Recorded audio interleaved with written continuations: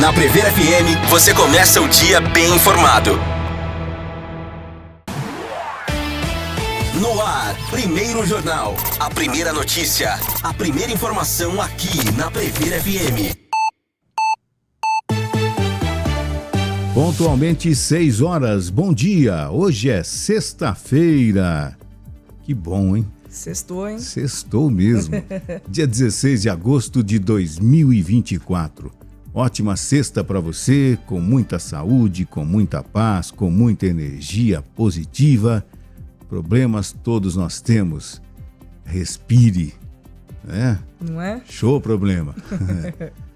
Bom dia, Ellen Bravo. Bom dia, Márcio Paz. Bom dia a todos os ouvintes da Prever FM, do Primeiro Jornal. Hoje é dia 16 de agosto e é uma data que não passa despercebida para os amantes do humor, porque comemora-se o dia de contar uma piada. Conhece alguma piada, Márcio? Os nossos políticos vivem nos fornecendo novas piadas. Novos né? memes todos os dias, e tudo mais, memes né? e tudo mais. Melhor não contar, essa piada não cabe aqui. É verdade. O horário não permite. Mas hoje também é o dia do filósofo. Né, em contrapartida, assim, bem discrepante os dois, mas o dia do filósofo. A filosofia é a área de conhecimento que estuda temas relacionados às reflexões acerca da existência humana, da natureza, do universo, dos valores éticos e morais, da política, religião, entre outros assuntos inerentes ao pensamento filosófico. Hoje também é o dia do auxiliar de almoxarifado, que desempenha um papel fundamental dentro de uma empresa, né? Sendo responsável por organizar e controlar o estoque de materiais, produtos, garantindo que tudo esteja em ordem e disponível quando necessário. E das cidades que fazem aniversário hoje, nós temos Teresina, no Piauí, Taquarituba, Taquaritinga e São Roque, no estado de São Paulo, Aracoiaba, no Ceará, Itaobim, em Minas Gerais e Jaguari, no Rio Grande do Sul. Legal, dessas aqui eu conheço Teresina, uma bela capital, muito bacana mesmo. Eu achei legal o Taquarituba e Taquaritinga, né? Parece dupla. E aqui tem Aracoiaba, no Ceará, e aqui no estado de São Paulo tem Araçoiaba. Araçoiaba, exatamente. Que doideira, né? Bom, são 6 horas e 2 minutos, vamos às manchetes de hoje no Primeiro Jornal. Eleições municipais, resumo da fase de registro de candidatos. Botucatu está entre as principais cidades do Centro-Oeste paulista que atingem meta de desenvolvimento do ensino médio. Monkeypox volta a ser uma emergência sanitária global, diz a OMS. Reforma tributária, novas regras para a tributação de heranças aprovadas pela Câmara. O hambúrguer é o prato de hoje no quadro Harmonize com Homero Cordeiro. E o assunto da entrevista de hoje é a voz. Conversaremos com a fonoaudióloga Leila Candeias. A gente tem que aprender, profissionais da voz, mas as pessoas no dia a dia, como cuidar da voz, né? Verdade. Porque realmente é fundamental a comunicação, né?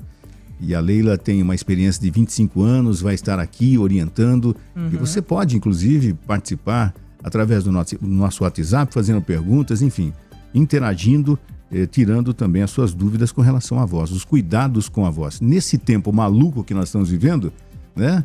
Haja voz. Eu não apareci com faringite do nada, graças a esse tempo maluco, é isso aí. É isso aí.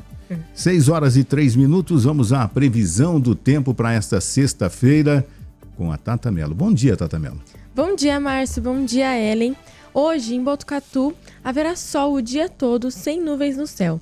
Não chove. A temperatura mínima é de 14 graus e a máxima de 31 graus. A previsão para o final de semana não é diferente, com o calor voltando a predominar.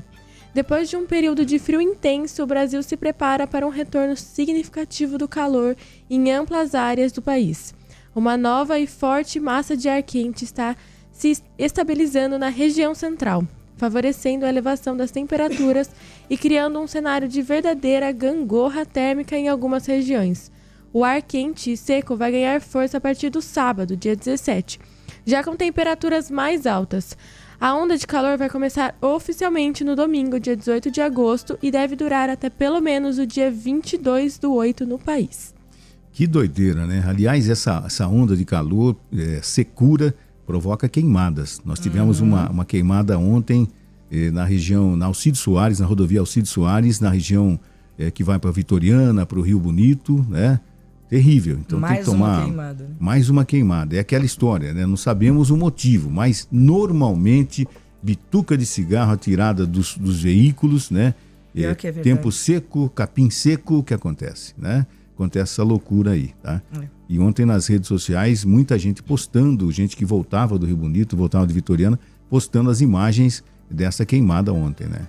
Tem que realmente se cuidar. E o pessoal com esse tempinho seco, calor e tudo mais que está fazendo, né? O pessoal fica para as ruas até mais tarde, né? Ah, sim. Próximo à minha casa, tinham 4 carros com música alta desde as 2 horas da manhã. Teve baladinha na rua. E tum. Ficou assim, sabe?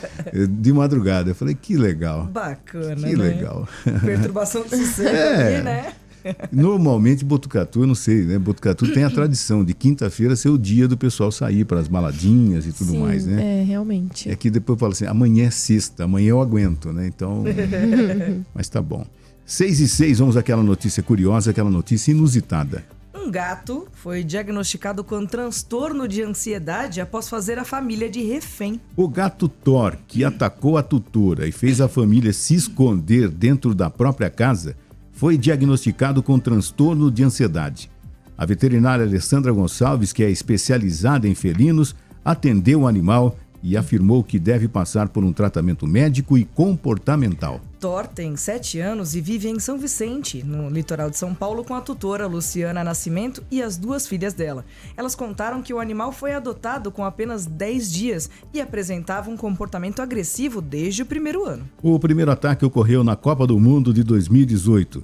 A família acredita que o barulho e a quantidade de pessoas dentro da casa na ocasião tem assustado o animal, que não apresentou nenhum comportamento agressivo antes disso. Outros 3 ataques ocorreram com faxineiras e a própria Luciana no momento em que usavam cloro para limpar a casa. A tutora parou de usar o produto, mas os ataques seguintes passaram a ser repentinos e sem motivos. Após o último ataque, Thor passou a ficar no maior quarto da casa, que tem banheiro e sacada, sem acesso aos demais cômodos. No entanto, a família ficou com dó e resolveu soltá-lo.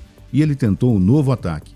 Mãe e filhas conseguiram fugir e se esconder. Agora, o gato está na área de serviço da casa. Ele foi sozinho para o cômodo após avançar nas tutoras. No local, elas colocaram caixa de areia e têm dado comida e água por meio de uma janela, enquanto pensam como resolver a situação. Eu pensei que ele tinha colocado caixa de areia para as tutoras, né, deixando num canto, porque a casa é minha. A casa é dele. A casa é dele. Isso já ficou claro. Não, e um gato agressivo é terrível, gente. Um gato agressivo é terrível. E Copa do Mundo, ficou nervoso. Falei, será que é por causa do resultado? Enfim, né? Chama Thor. Que loucura, né, gente? Quem tem felino, eu já tive uma ocasião na minha vida, tal, é muito dócil, tal, né? Mas você tem que, diferentemente do cachorro, né, do cão, ele tem as vontades próprias. Sim. Não vem falar pra ele, vem cá fazer um carinho. Não, ele vem no tempo dele, no momento dele. Não é você que é o tutor dele, é ele que é o seu dono. E aqui tá bem exemplificado aqui, né? Ele tomou conta da casa. Exatamente. Sim, as tutoras dele chegam, ele fala, à vontade, fique em casa, sinta-se em casa. Mas por favor, passa minha comida pela janelinha. E a caixinha de areia tá ali no canto pras 2. Tá suja, inclusive, tem que limpar, trocar areia. Já imaginou? Ele tá brincando, mas é mais ou menos isso que tá acontecendo. Viraram refém do gato, gente. Exatamente. Que loucura. Vamos àquela notícia que está bombando nas redes sociais, que está todo mundo falando. Vamos à viral com a Tata Mello. Era para ser um momento feliz de realização de um sonho, mas o que a brasileira Marcela Montelato viveu em Nova York esta semana acabou virando um pesadelo. A jovem, que é criadora de conteúdo e roteirista, foi convidada para encontrar com Blake Lively e outros famosos em um espaço exclusivo na pré-estreia do novo filme da atriz Assim que Acaba.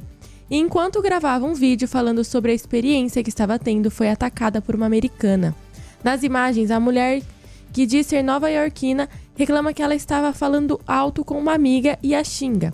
Marcela, desconcertada pela grosseria, se cala, mas depois volta a falar e acaba sendo diretamente atacada dessa vez. O vídeo viralizou nas redes sociais e já teve mais de 5 milhões de visualizações em apenas uma delas. Nos comentários, muita gente chamou atenção para a xenofobia, preconceito contra estrangeiros, sofrida pela influencer, e aplaudiu a forma como ela respondeu à mulher. Procurada pelo G1 para comentar o vídeo, Marcela contou que não prestou queixa porque já tinha lidado com situações complicadas durante a viagem. Que doideira, não, gente? Mas olha... Que coisa louca, não? Isso tá cada dia mais comum, infelizmente, né? Uhum. Que loucura. Quer dizer, essa é a notícia que tá... 5 milhões de visualizações? Sim, 5,6 milhões de visualizações já. Olha só. E o pessoal gosta desse tipo de coisa, né? Sim. Dá ibope pra esse tipo de coisa. Quer dizer, notícia trágica, notícia ruim, né? Barracos e tudo mais, né? É isso, barraco. Essa é a palavra, barraco. Dá ibope, né? Dá. 6h10. Esporte.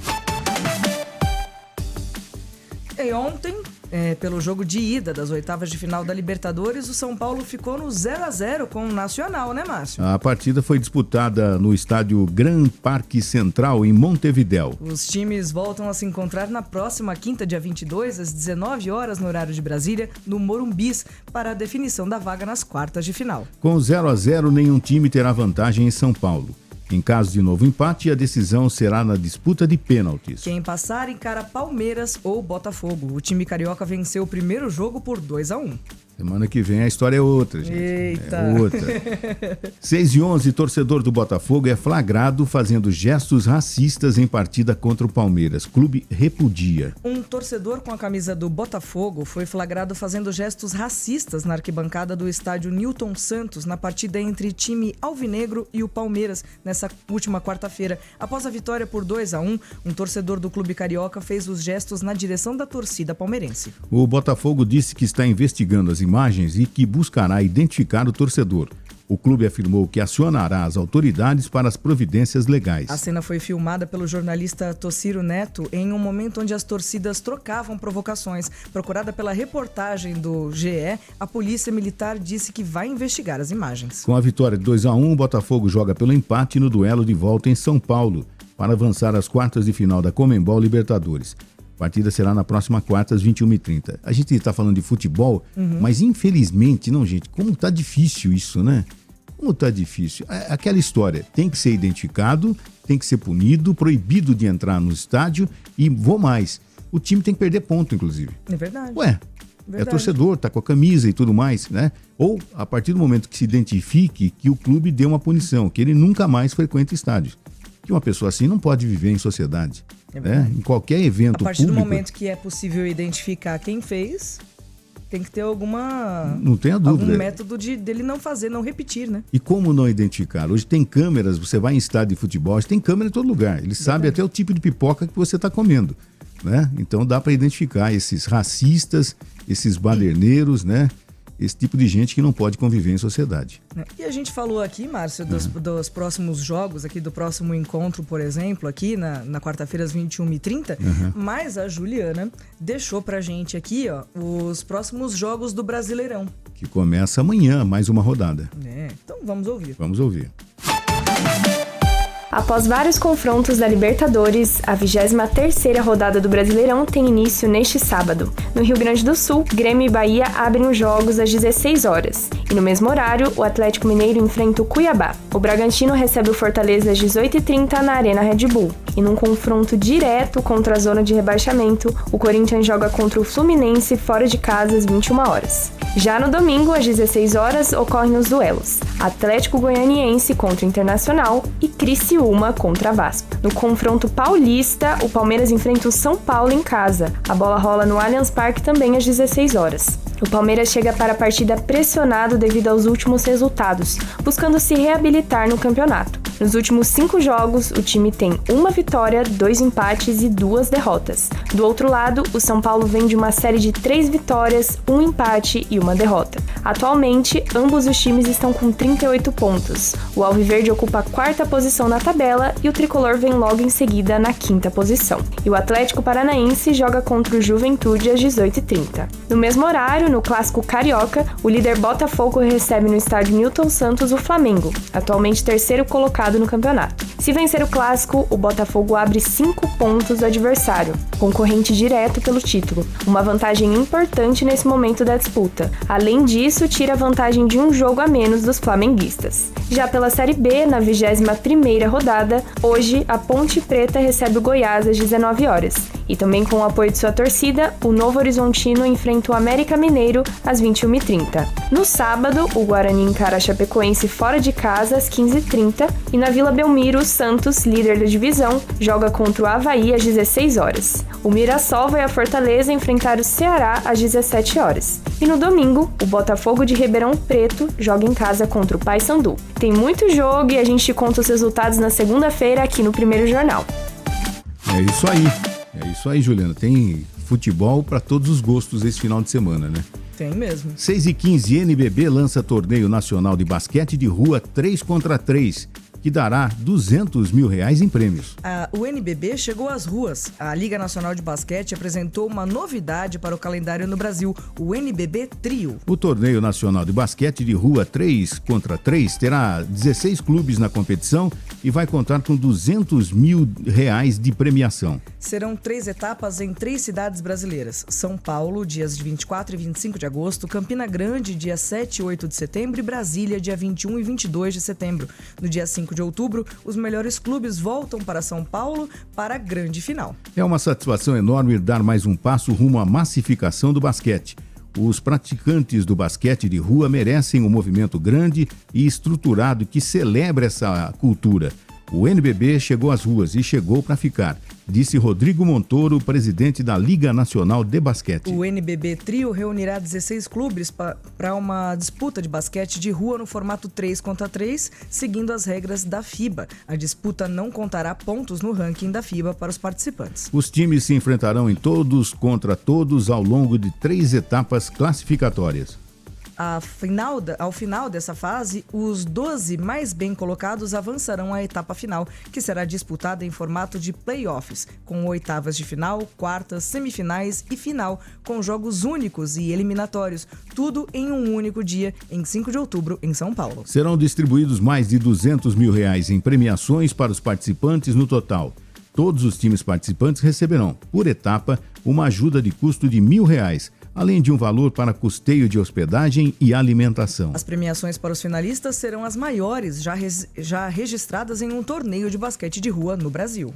6h17, morre Príncipe, um dos maiores ídolos da Portuguesa. A Portuguesa perde uma das suas mais preciosas revelações, um dos seus mais admirados craques, um dos seus maiores ídolos. Ivair, o príncipe do futebol, morreu nesta quinta-feira em São Paulo aos 79 anos em decorrência de um câncer. O atacante que defendeu as cores rubro-verdes por praticamente uma década e nunca mais se afastou do clube, era praticamente a encarnação da Lusa. Ele era sinônimo dela, uma espécie de embaixador. Aonde chegava ou passava, a Portuguesa era lembrada. Como todo gênio da bola, adorava jogo grande. E foi num deles, um clássico contra o Santos em 1963, que marcou 2 dos 3 gols de uma vitória da Lusa por 3-2. Na saída do gramado do Pacaembu, Pelé foi perguntado sobre a atuação de Ivair. Foi quando Pelé respondeu, entende? Se eu sou o rei, isso aqui é o príncipe. O futebol brasileiro teve muitos príncipes, mas só um coroado pelo próprio rei. O príncipe só não foi campeão paulista em 1964 por causa do árbitro Armando Marques. E só não foi para a Copa do Mundo de 66 porque aquela preparação brasileira foi uma bagunça. O enterro aconteceu na tarde de ontem, às 17 horas, no cemitério da Lapa. Os mais antigos se lembrarão do príncipe, né? Eu confesso que tenho poucas informações, né? Lembro, até por acompanhar futebol, né? Sim. Que era um grande jogador, um craque realmente, que fez uma história muito bonita na Portuguesa de Esporte. E para ser chamado de príncipe pelo rei... Pelo próprio rei Pelé? É porque jogava muito, né? Com certeza. Sentimentos ao pessoal que gosta de futebol. E aqui em Botucatu nós temos grandes torcedores da Lusa, né? Da Portuguesa de Esportes. Então certamente se sentirão bastante essa perda. Sem dúvida alguma, sem dúvida alguma. Agora são 6h19. Vamos fazer um intervalo? Vamos. Fazer um intervalo, hoje é sexta-feira. Você que está acompanhando o Primeiro Jornal na Prevera FM, bom dia a você, obrigado pela audiência. Hoje está mais quente, hoje tinha muito carro pelas ruas, viu? Quinta para sexta o pessoal sai para a noite, né? E fica até de madrugada, tá voltando para casa, né? Eu vi um bar aberto. Eu acho que ele estava aberto desde ontem à noite. Não abriu agora cedo, não. Não tenho dúvida. As academias também funcionando, no trajeto de casa para cá, eu percebi algumas já funcionando. Enfim, você que está começando a sua sexta-feira, você que está trabalhando, motorista de aplicativo pelas ruas de Botucatu, um bom dia, obrigado pela audiência. O Primeiro Jornal volta já já.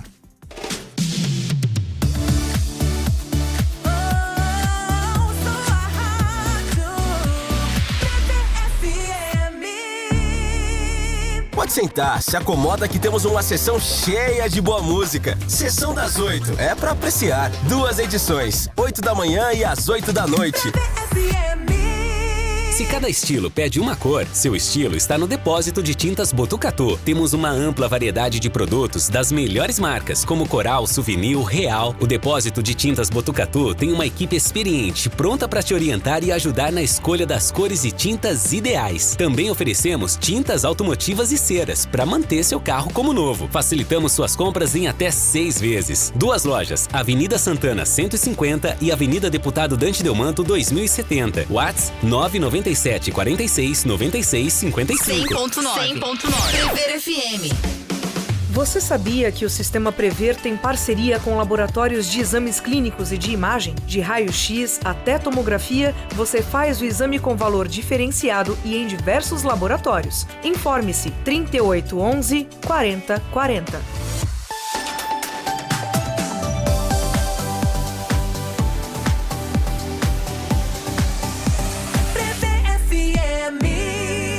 A sua cidade, no primeiro jornal. 6h21, esse aqui, 2024, é o ano de eleições municipais em todo o Brasil. E ontem, dia 15 de agosto, foi o prazo final para que os partidos oficializassem as candidaturas. Então, nós fomos aqui com um resumo, teremos o Igor falando, eleições municipais, resumo da fase de registros de candidatos em Botucatu. Então, aqui em Botucatu foram registrados 2 candidatos, 2 prefeitos e 2 prefeitas, né? Então, nós temos 4 candidatos aí, 2 homens e 2 mulheres. Legal, 4 vices, 134 vereadores. 1 coligação, 3 federações e 9 partidos. E tivemos uma renúncia, 15020, Patrícia Lopes Maurício, do MDB, renunciou à candidatura.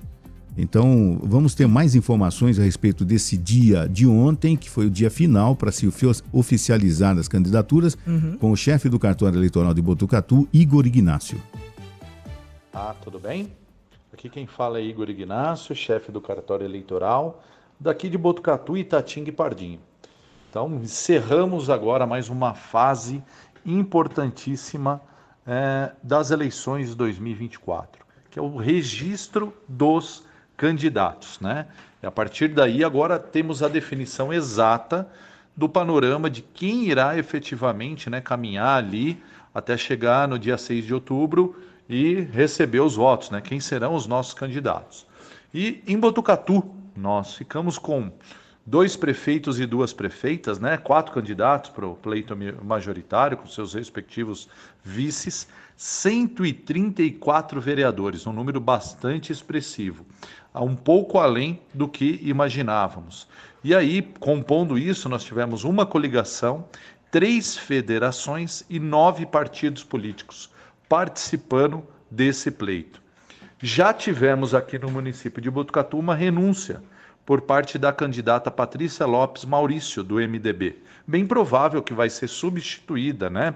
Tem um prazo aí de 10 dias para o partido efetuar a sua substituição. No município de Itatinga, que também cuidamos, né, responsabilidade aqui da 26ª Zona Eleitoral, também tivemos 4 candidatos a prefeitos concorrendo aos pleitos, com 108 vereadores, número também bem salgadinho, né? Bem expressivo. Desses, compuseram ali 3 coligações, 1 federação e 9 partidos políticos participando desta eleição ali em Itatinga. Também já tivemos no município de Itatinga o primeiro indeferimento da candidata Josefina Bulgari Serafim, do Partido Solidariedade. E em Pardinho, o último município nosso, né, responsabilidade também nossa, 5 candidatos a prefeito e os seus respectivos vices, né? Concorrendo ali ao legislativo, nós estamos com 74 vereadores. Compondo e aí fazendo essa junção, lá nós tivemos 4 coligações, 1 federação e 8 partidos políticos. E também tivemos já um indeferimento lá no município de Pardinho, da candidata Cláudia Calganit Santana, do PSOL. Então também teve o registro já indeferido. E esse é o panorama geral e o fechamento desse período de registro de candidatura. Deu para perceber o seguinte, né? Se você acha que em Botucatu a eleição, né, pode pegar fogo, tal, imagina em Pardinho com 5 candidatos. Então, 5 candidatos em Pardinho. Acirrada disputa lá na cidade de Pardinho, hein? O interior tá com tudo, né? Mas olha só, realmente vai ser bem acirrada a disputa. E 70 e poucos candidatos a vereador. Gente, que loucura, né? Lembrando que a partir de hoje, nas redes sociais, né, você vai receber propaganda de políticos. Verdade, começam hoje. Hoje, nas redes sociais, está liberada a propaganda eleitoral nas redes sociais. E também, se você, de repente, perto da sua casa, comício pode ter também, reuniões, enfim. Agora, efetivamente, está começando. Lembrando que em rádio e TV, dia 30 de agosto. Inclusive, no nosso horário aqui, 20 minutos, a gente vai perder. A partir das 7, né? Das 7 às 7h20, a gente vai ter aqui horário político a partir do dia 30 de agosto também aqui na Prever FM. Enfim, vivemos um ano político e que venham as eleições. Mas o importante é o seguinte, né? É você, se você tiver paciência, ouvir a proposta. Agora, tome cuidado com aquele candidato que nunca deu o tapinha nas costas no dia a dia, que agora vai te dar o tapinha nas costas. Lembra-se de mim? Não sei. Agora tem que tomar cuidado com os famosos favorzinhos, né? Em troca de voto. Tem que ficar esperto realmente, porque assim, tem gente que não suporta, mas é a importância, né? É a vida da sua cidade, de você escolher bem, não só o prefeito, não só a prefeita, né? Mas também escolher bem o seu candidato a vereador, que é aquele que você vai poder cobrar mais de perto, né? Não só aquele vereador que, de repente, consegue a eleição e você não fica sabendo nada do que ele fez de importante, né? Então, é difícil, o brasileiro não tem muita paciência com a eleição, é obrigatório, tem que ir lá votar, né? Mas que vote com responsabilidade, estude bem antes de colocar, né, o seu voto em jogo, né? Porque você também é responsável. Eu acho que é por isso que o brasileiro não se interessa muito por política, porque o voto é obrigatório. Eu acho que se fosse facultativo, talvez o brasileiro se interessasse um pouco mais. O poder de convencimento político tinha que redobrar, né? Porque exatamente. Fazer com que a pessoa vote, né? Mas é obrigatório, tem que votar, e esse ano aqui vai ser dia 6 de outubro.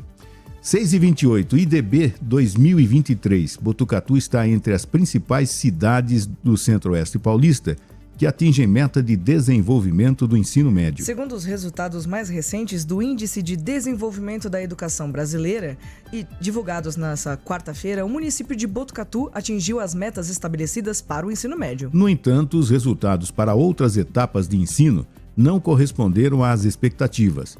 A análise foi conduzida pelo Instituto Nacional de Estudos e Pesquisas Educacionais Anísio Teixeira, INEP, para a região do Centro-Oeste paulista. O IDEB avalia a qualidade da educação no Brasil com base na combinação das taxas de aprovação e dos resultados das provas do Sistema de Avaliação da Educação Básica.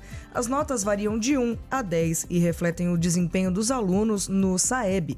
Metas são definidas para cada ciclo e os índices são divulgados a cada 2 anos. O balanço de 2023 revelou que, apesar de alguns avanços em comparação a 2021, o Brasil ainda não atingiu as metas estabelecidas pelo Ministério da Educação e continua com notas abaixo dos níveis observados antes da pandemia de Covid-19 em 2019.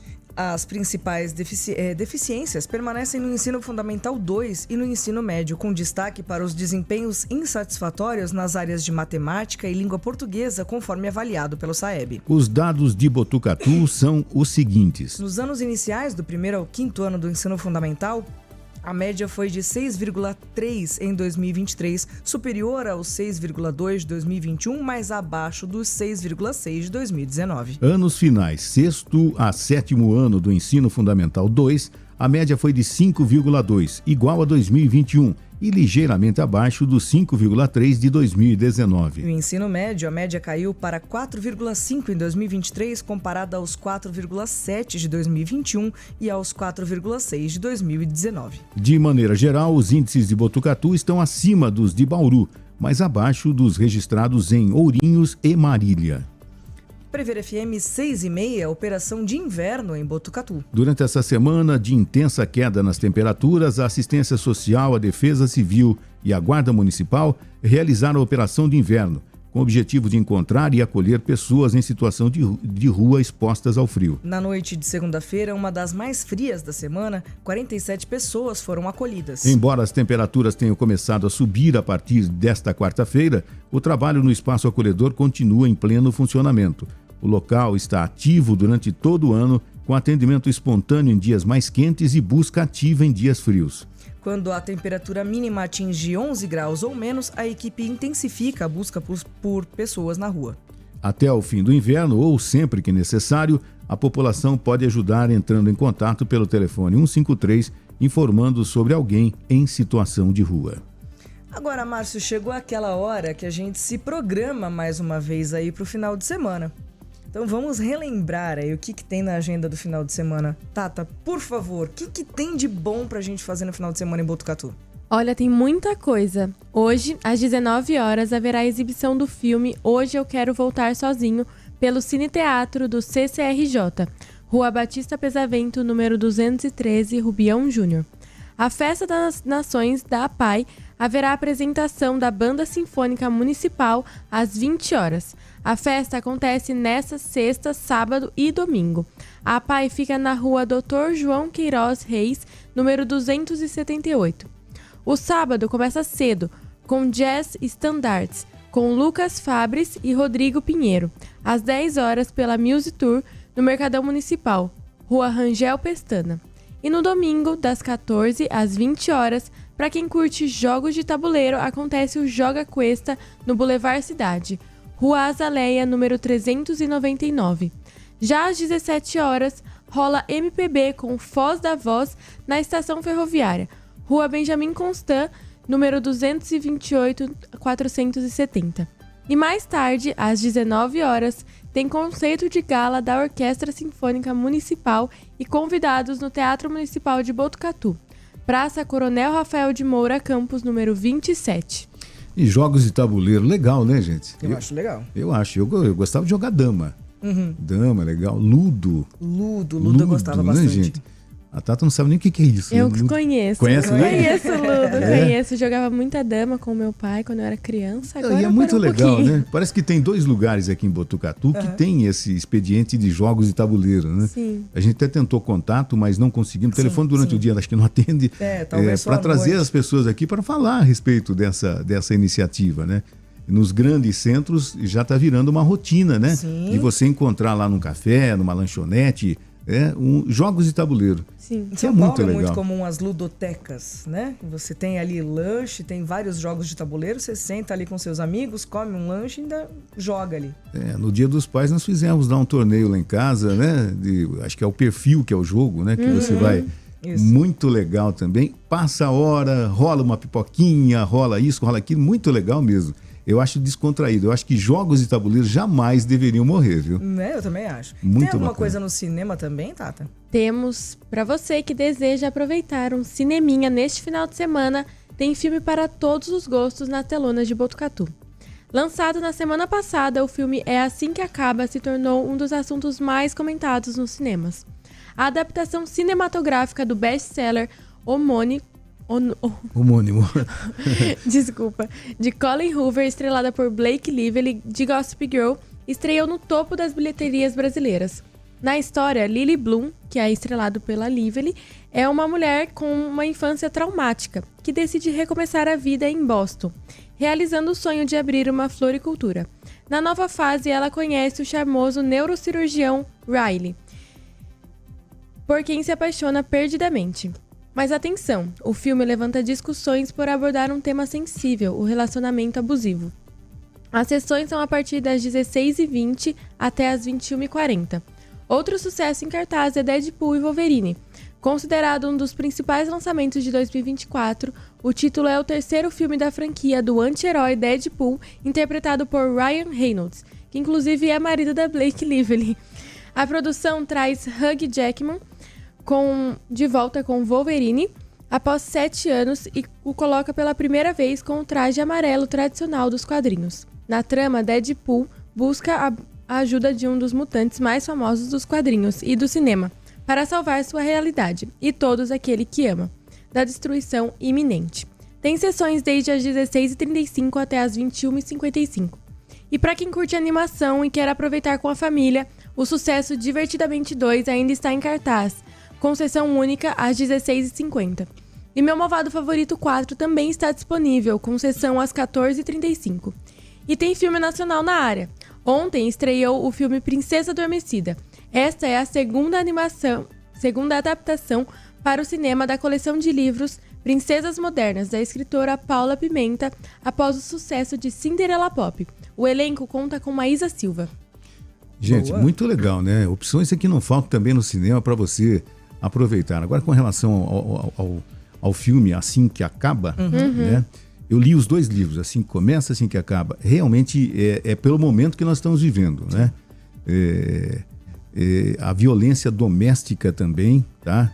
É bem colocada no livro, é uma história baseada em fatos reais, inclusive. É bem interessante. Se você não teve a oportunidade, olha, talvez eu vá assistir, porque quem lê o livro sempre quer ver como é que fica o filme naquilo do livro e tal, né? Sim, verdade. Mas é impressionante. Aliás, ontem, a gente saindo aqui da rádio, comentando com as pessoas, o elogio ao tema de ontem da entrevista com a doutora Rita Barbuio ontem, né? Porque realmente é uma realidade. Sim. E hoje, pela madrugada, acompanhando já as emissoras de TV, nós tivemos mais um feminicídio no Rio de Janeiro. Uma mulher com 6 filhos foi morta por um ex-companheiro, tá? Bateu na casa de madrugada, ela abriu, foi esfaqueada, enfim, uma coisa terrível. Então, aquela média de não sei quantas vítimas de feminicídio por hora acontece no Brasil, continua crescendo. Ela é real, né? Ela é real, sim. A gente lamenta isso, que isso ocorra. E pode ter certeza, na segunda-feira, quando o doutor Talamonte passar aqui o resumo das ocorrências, violência doméstica vai ser sempre a campeã, tá? Então, final de semana, tem gente que detesta feriado prolongado, porque as pessoas acabam bebendo, enfim, a violência doméstica acaba imperando, né? E é preciso que as leis sejam mais rigorosas para, pelo menos nesse sentido, tentar coibir, né? Porque é difícil. Eu imagino a pessoa como é que fica, que já foi vítima e pode continuar sendo vítima, mas ela é dependente financeiramente do companheiro, enfim, é terrível isso. A gente lamenta, e nesse filme é bom as pessoas verem também, assistirem. Sim, eu fiquei sabendo que é interpretado de uma forma mais leve do que nos livros. Do que no livro? Porque se colocasse... É amenizado no filme, né? Sim, é bem amenizado. Mas é um tema muito importante que é retratado. É aquela história, né? Não estou dando spoiler aqui, mas de repente, num relacionamento, né? A pessoa levantar a mão, né? Ou para ela, ou ela para ele para ela, né? Esse relacionamento já não existe mais. Sim. A falta de respeito, né? E a Colleen Hoover, que é a escritora dos livros, ela tem essa coisa, né? Todos os livros dela são muito tristes. Já li vários e são muito tristes. Tem um final muito trágico. É diferente daqueles... final feliz, né? Que nem o da Paula Pimenta, que também tá em cartaz, A Princesa Adormecida. Sou uma grande fã da Paula Pimenta. Tô bem ansiosa para assistir esse filme. Os livros delas todos acabam em final feliz. Então é diferente. São filmes diferentes que estão em cartaz. A Colleen, de repente, ela espelha uma realidade que ela viveu, que ela vivenciou, que ela visualizou, inclusive, né? Então, ela trouxe para o cinema. É bom saber que deu uma amenizada, então, diferente do livro. Sim, deu uma boa amenizada. Porque, de repente, você que vai lendo o livro acha que é tudo mil maravilhas. Não. Né? Então, mas vale a pena, vale a pena. Em épocas de pandemia, eu consegui ler 6 livros aí e tal. E esses 2 foram alguns deles. Né? E é uma boa opção para quem eventualmente não tem acesso ao livro, vá ao cinema. Conhecer a história. Claro. Né? Sai um pouco de casa, come aquela pipoca de cinema, não, gente? Nossa, não tem igual. Não tem. O que é? Ninguém consegue reproduzir pipoca de cinema. O que acontece, não? O que acontece? Aquele cheirinho é diferenciado, né, gente? Sim. Mesmo quando eu não vou no cinema, passa em frente, já fica aquela coisa, meu Deus, E vocês compram aquele baldinho ou um saquinho menor? Pega aquele balde gigantesco? Não, a gente pega o balde. Se lá não em for casa pegar o balde, não tem graça. Nem vou. E ainda leva o balde pra casa. Lógico. Pra mostrar que foi, né? Mas falando de pipoca, falando de comida, não é a única coisa que tem relação com comida aí no final de semana disponível em Botucatu, não. Vai acontecer no domingo também a terceira feijoada beneficente da ABAD. Nesse domingo, dia 18, a Associação Botucatuense de Assistência ao Diabético, a ABAD, convida você para um evento especial cheio de sabor e solidariedade. A terceira feijoada beneficente da ABAD. O convite, no valor de R$40 por pessoa, dá direito à entrada, feijoada completa e atrações especiais e ainda festival de prêmios. O evento acontece das 12 às 16 horas, com almoço das 12 às 14 horas, na Associação Atlética Botucatuense. As atrações incluem dança cigana com Isabel Michelin e show ao vivo com Doce Delírio e Luizinho. Que legal, hein? Tem até ingresso para sortear aí? A gente tem 2 ingressos aqui que a gente pode sortear aqui para os ouvintes do Primeiro Jornal também. Então vamos fazer o seguinte, as 2 primeiras pessoas que se manifestarem através do nosso WhatsApp, 3440-1009, vão ganhar esses 2 ingressos. Então estamos esperando o seu bom dia aqui, valendo 2 entradas para a terceira feijoada beneficente da ABAD no domingo. E o Primeiro Jornal vai para mais um intervalo, já voltamos.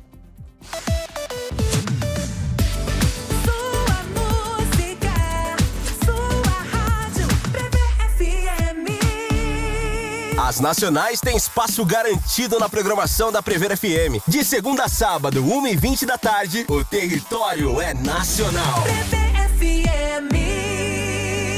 Convide sua família e amigos e venha comemorar com a gente a 10ª edição da Caminhada Regional Unimed de Bem com a Vida. Inscreva-se a partir de 1º de agosto pelo site www.caminhadaunimed.com.br. O evento será no dia 18 de agosto, 8h30 da manhã, saindo da Praça do Bosque. Doe 1 litro de leite e colabore com a Associação Mulher Unimed Botucatu. Unimed, suas histórias, nossas caminhadas. No trânsito, escolha Prever FM. Você sabia que o Sistema Prever tem ambulância gratuita para levar o associado com hora marcada em consultas em clínicas, hospitais ou fisioterapia? Veículos novos e equipe treinada para te ajudar neste momento delicado com segurança e conforto. Informe-se 3811 4040.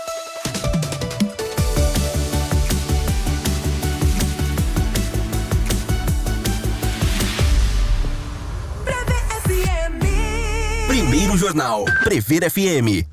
6h42, voltamos e já temos 2 pessoas que ganharam ingressos aqui para a feijoada beneficente da ABAD. Olha, a Vanessa Araújo Lourenço falou que Prever é a melhor rádio. Então, Vanessa, obrigado. Já tá aí garantido, então, uma entrada, pelo menos, Vanessa, que ela falou que tinha que ser 2 aqui, porque ela é casada, para ela poder ir com o marido dela. Mas vai ser uma para você, Vanessa, e a outra entrada é da Patrícia. Patrícia Marcos, bom dia, sempre Alô, aqui Patrícia. na escuta.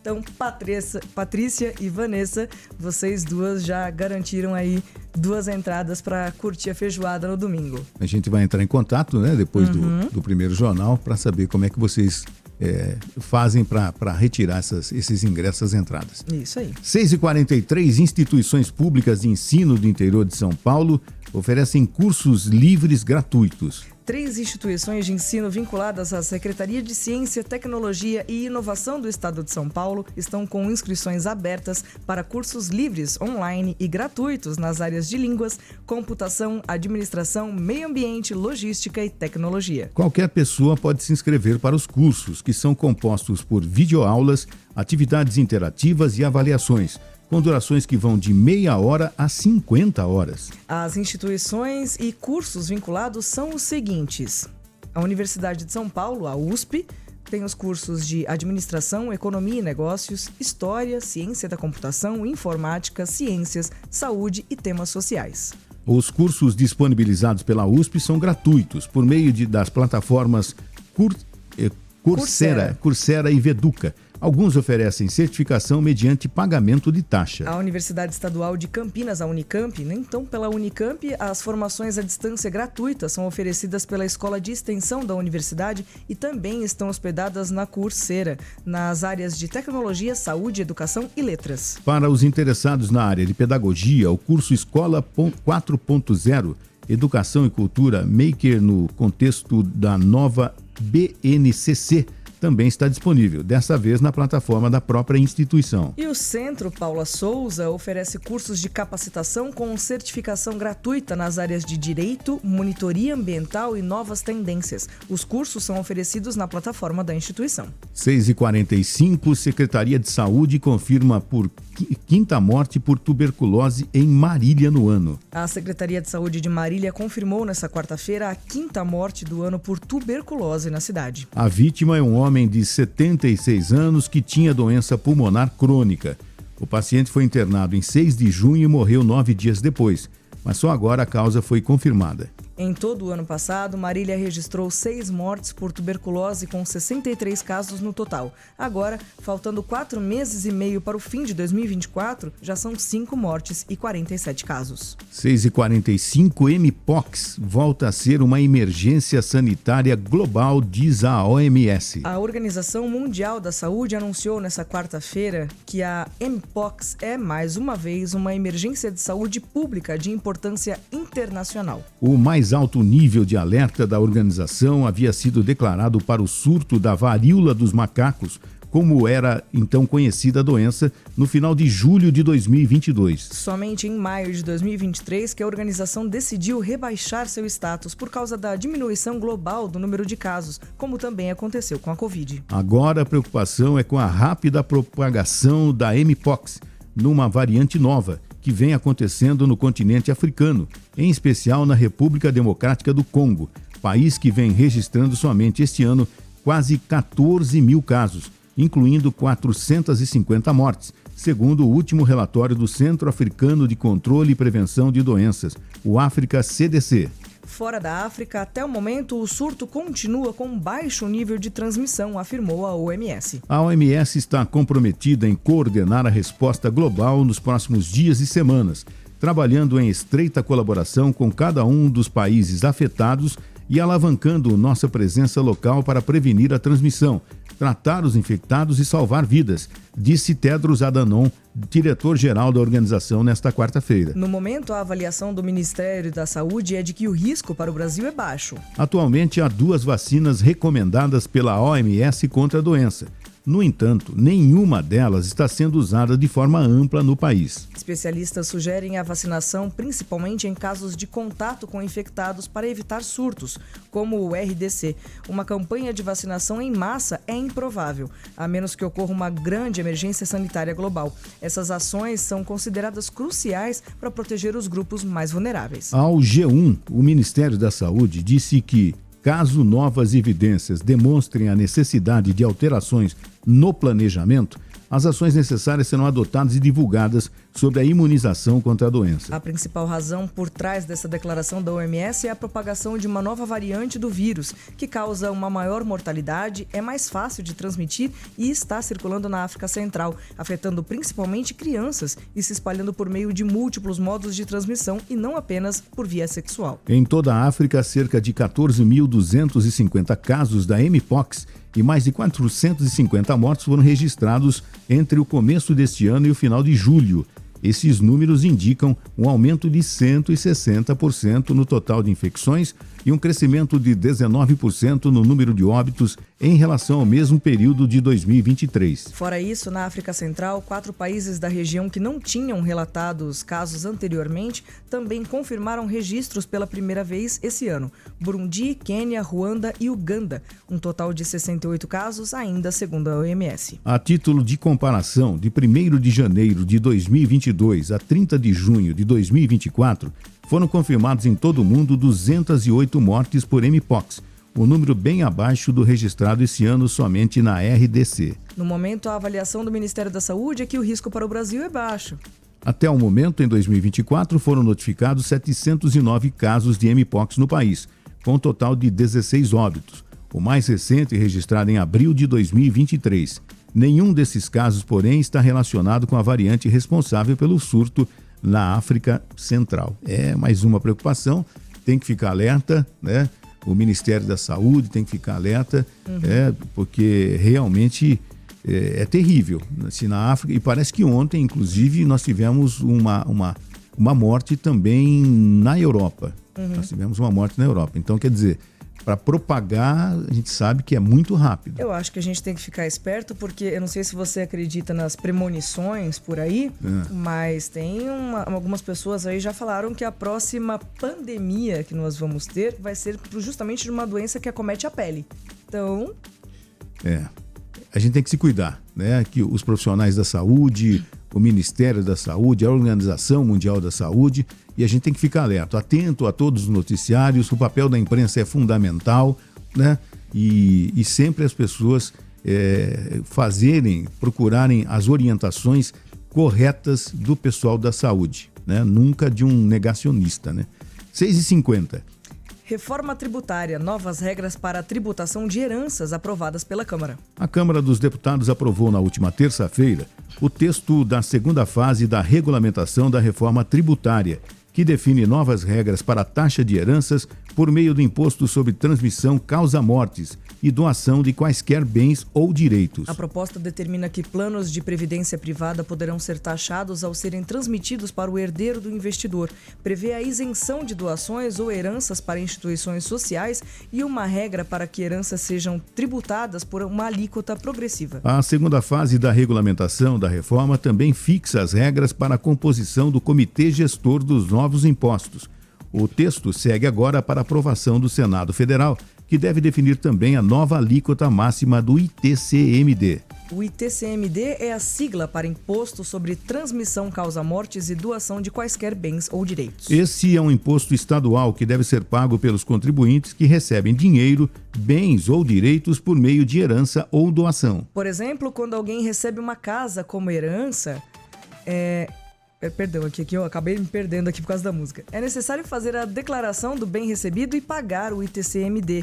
Cada estado tem sua própria página na internet para que o cidadão possa fazer a declaração e tem sua alíquota específica de imposto a pagar. Toda pessoa que recebe uma herança ou doação não onerosa deve declarar os valores e pagar o imposto. Se houver mais de um herdeiro, cada um pagará o tributo sobre o valor que recebeu. As alíquotas do ITCMD variam entre os estados, que têm autonomia para definir suas taxas, mas as alíquotas não podem ultrapassar 8% sobre o valor da herança ou doação, de acordo com a atual regra em vigor determinada pelo Senado Federal. Quando a herança ou doação for um imóvel, o recolhimento do imposto será realizado pelo estado em que o imóvel estiver localizado. Em casos de heranças de bens móveis como dinheiro, obras de arte e investimentos, por exemplo, o recolhimento será feito pelo estado em que for feito o inventário do patrimônio. Já para as doações de bens móveis, o recolhimento é feito no estado em que a pessoa que recebeu a doação mora. A reforma tributária torna obrigatória a cobrança de uma alíquota progressiva sobre as heranças, até atingir uma nova alíquota máxima a ser definida pelo Senado Federal. Assim, os patrimônios menores serão taxados com alíquotas também menores.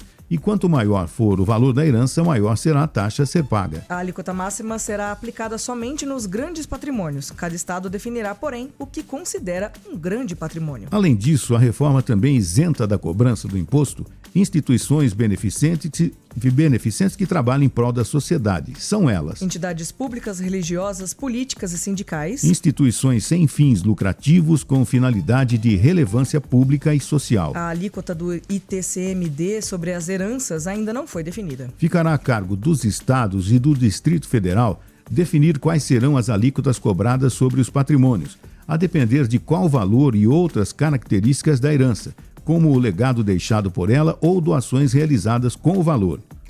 Pelo texto aprovado pela Câmara, se o plano for o plano gerador de benefício livre, o investimento será taxado independentemente do prazo em que os recursos já estiverem investidos por quem está transmitindo a herança. Já para os planos vida gerador de benefício livre, o investimento só será taxado se os recursos estiverem investidos há menos de 5 anos. Para investimentos no VGBL que ultrapassam o prazo de 5 anos, mesmo quando forem transmitidos aos herdeiros, não haverá cobrança de imposto. 6h54, Americanas registra prejuízo de 2,27 bilhões de reais em 2023, primeiro ano após o escândalo fiscal. A Americanas registrou um prejuízo de 2,27 bilhões de reais em 2023, de acordo com o balanço financeiro divulgado pela companhia nesta quarta-feira.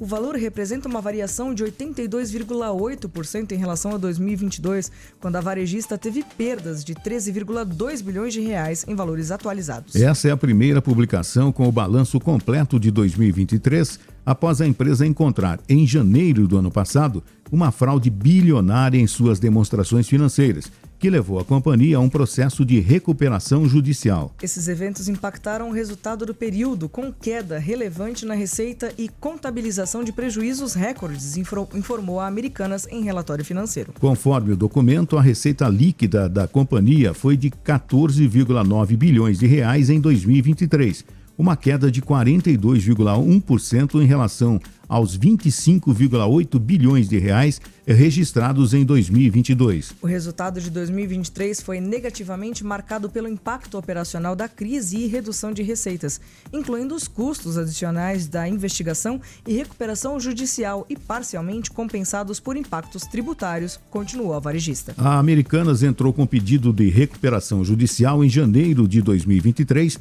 na 4ª Vara Empresarial do Rio de Janeiro. O plano foi aceito pelos credores da companhia apenas em 19 de dezembro, com apoio de mais de 90% dos votantes.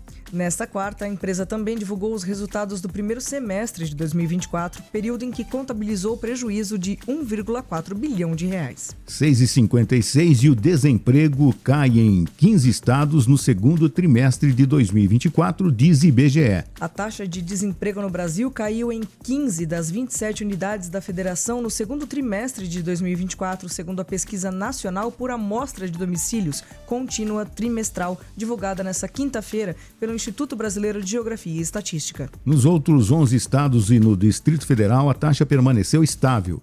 Os números são em comparação com o primeiro trimestre de 2024. Tiveram queda na taxa de desemprego Santa Catarina, Rio de Janeiro, Goiás, Minas Gerais, São Paulo, Pará, Ceará, Maranhão, Espírito Santo, Acre, Tocantins, Alagoas, Amazonas, Piauí e Bahia. Tiveram estabilidade Pernambuco, Distrito Federal, Rio Grande do Norte, Sergipe, Amapá, Paraíba, Roraima, Rio Grande do Sul, Paraná, Mato Grosso do Sul, Rondônia e Mato Grosso. As maiores taxas de desemprego por estados foram encontradas em Pernambuco, com 11,5%, Bahia com 11,1% e Distrito Federal com 9,7%.